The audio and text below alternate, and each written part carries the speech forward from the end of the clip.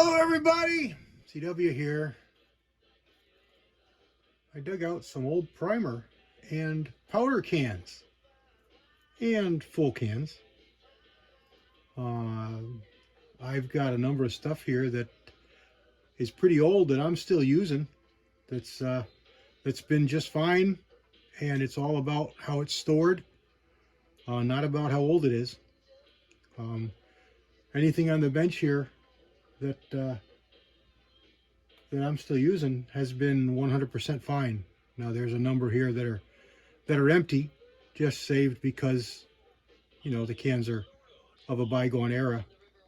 But some of it is still being used today. All these primers are full bricks, and they're all just off the shelf to be used when they're needed. So we've got a large rifle, we got a large pistol, we got a small pistol, large rifle Magnum, and a large rifle. This is probably a 60s box of primers. This is a 60s box of primers. This is a 70s. This is an 80s. This is probably a 70s, late 60s, early 70s. And they're just fine. They're perfectly fine. Every bit as good as they were the day they were made. There's two cans of 4350. There's one here and one back there. Those are out of the powder magazine. They're full. Full. These 3031s, we've got an IMR, we've got a DuPont, and then we've got an older DuPont. Just a different style, and it was a big bullet, just a bigger bullet, more white. And back there is another empty, same can as this. Here's an SR 4759, a powder that I really liked that was discontinued. They went from, you know, a more maroon can to a browner can through the years. This is a DuPont, and this is IMR. Here's a discontinued powder, Winchester 630. I had a 680 here, and I don't remember where the can went. But 680 was another powder I used a lot that I really liked. 4320. There's an IMR, and there's another DuPont back here. And this is a DuPont can. And yeah, that's the look I was looking for. That's what the 3031 looks like. Just it's red, and it says 3031, the DuPont over there. This is one that discontinued last 2 years ago, maybe. A really good powder that I like a lot. Here's one that's made quite a few changes. Now it's a brown can. I should have brought out a brand new one to show you, but 4198. 4198. And this one has actually got a date on it, 5566. And I'm still using this can. This one back here is empty. Here's a full can of 4831 Hodgdon. This one's taped up. I'm not sure why, so I haven't cracked it open. I would use it, but I'm just leery of why it was taped up. So I'll just leave it just like that and save it for the can. That can of 870 over there is empty. Then we got a couple of square tins. There's actually 4 of them, but one is hiding in the back there. There's another unique.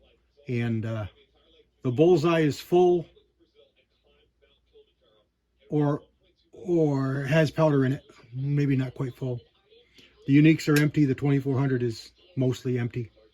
Here's another 2400. They went from the tins to the cardboard cans. I don't know if you guys been reloading that long to see those, but this is one I bought.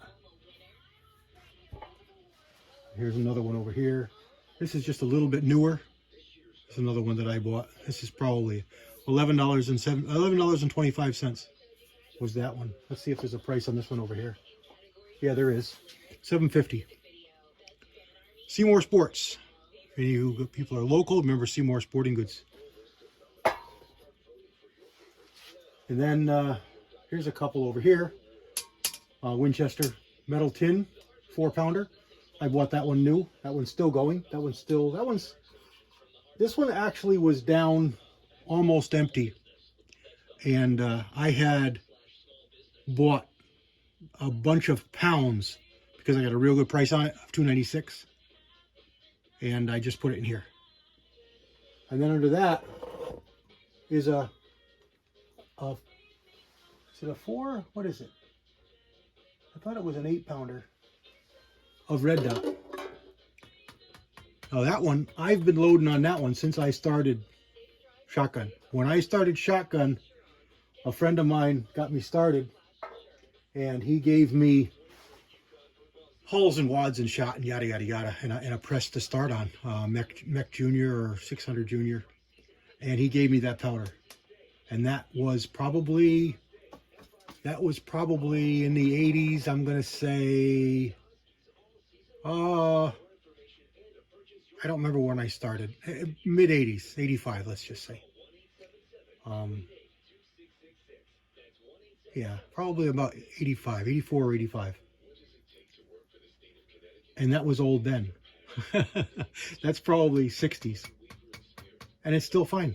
It's absolutely fine. I would use it today.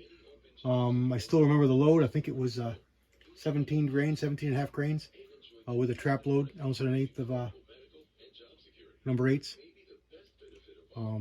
Trap load. Loaded that forever. Reloader 7.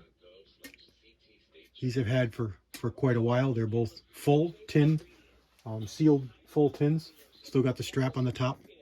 This is how they used to be. This is how they sealed them back in the day. And these are in really good shape. But you pull that off, pop it, and then you pull that whole metal clip off, and then the tops would come off like this. I'll show you. Oh, that's empty. You'd press it, and it pops, releases the sides, and then you can pull that off. And that's how they were. They had like a waxy cardboard type of seal in there, and you just put them back on like that, and you just squeeze the sides, and it popped it back up, and it sealed it. And it worked pretty good. That's kind of hard to turn. Now granted, it's got some corrosion on it, but just push it, pop, and you can get the tin off, the cover off, and just squeeze the outside. It popped it. And here's a unique, same thing. And this bullseye isn't, it is full. This bullseye is full and sealed. Full and sealed. And then again, you just push it.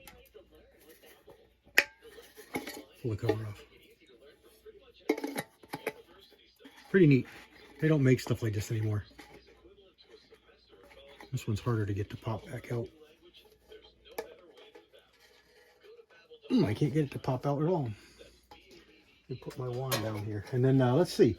The 296 is just a screw top. Here's a unique cardboard top. 700 and 800X for good shotgun powders.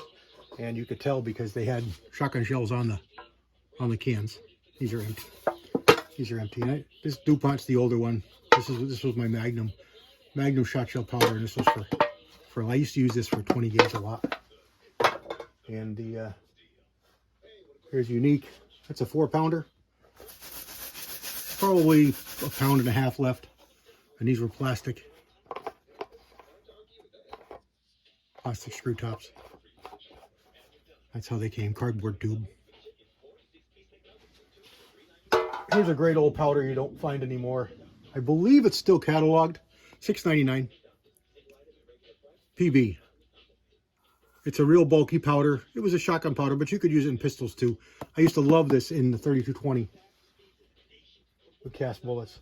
Great powder. And obviously, I like 30-31 a lot. I burn a lot of that. I've probably burned, you know, that many more of those in my lifetime of reloading.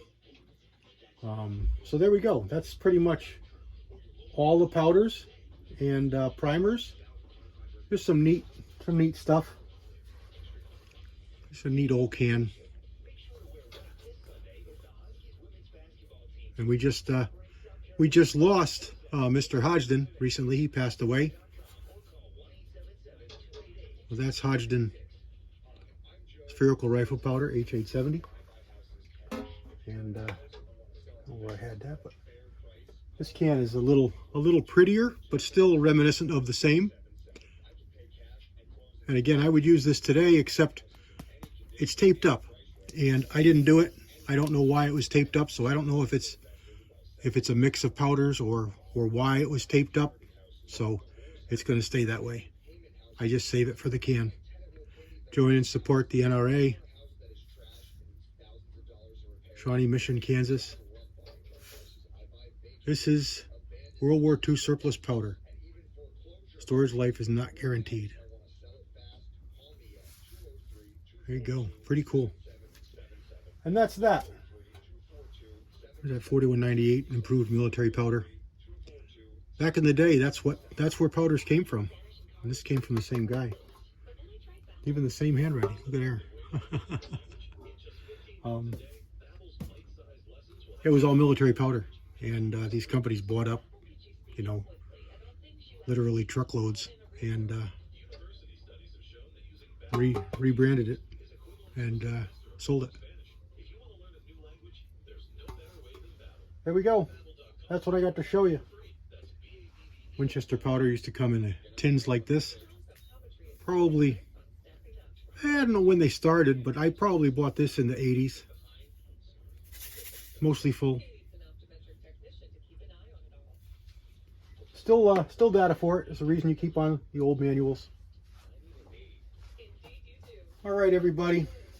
That's about what I have to show you this time. We have this one be a shorter one. This is probably the last one I'll do.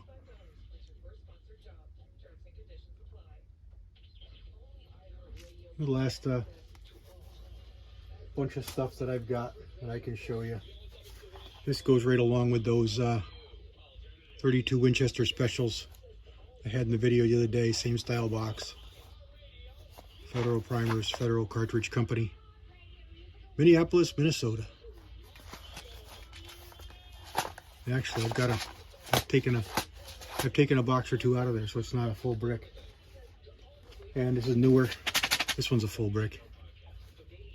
Small pistol. And something if you don't know, this is the softest primer that you can get for a pistol. So this is the one that everybody wants for their tuned up revolvers with the really light actions.